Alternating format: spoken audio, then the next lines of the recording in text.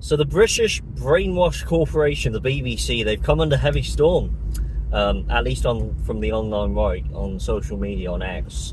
They've committed what I would call journalistic fraud. It's a complete violation of media integrity. So the Telegraph reported that the BBC actually were producing like some panorama documentary about Donald Trump and storming of the Capitol.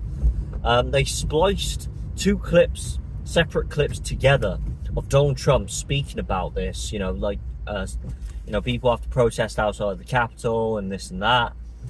And they basically edited and spliced two separate clips that were an hour apart together to make it look like Donald Trump was inciting violence, inciting hatred and rioting outside of the Capitol, trying to undermine his credibility and make him look worse than he is, trying to discredit his image.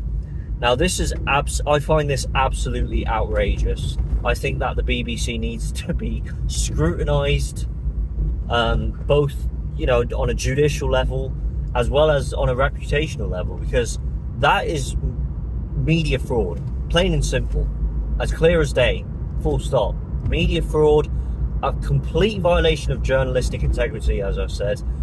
How can you draw money from people who are paying their license fee into your corporation to be state funded, to be providing the news for the nation of the United Kingdom, and to use manipulative tactics to destroy someone's image, to mislead viewers, and to produce false information? That is journalistic fraud. Journalistic fraud.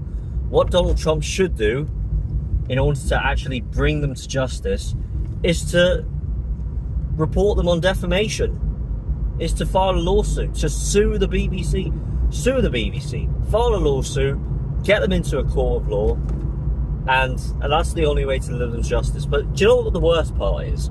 The worst part is that if Donald Trump's lawsuit does win and he claims victory, and the BBC are ordered to pay a fine, they'll just draw money from the license fee from people who are indulging in BBC brainwashing propaganda, paying their license fee. They'll draw money out of that in order to pay for the penalty. That's the fucked up part. It's truly despicable coming from a mainstream media outlet.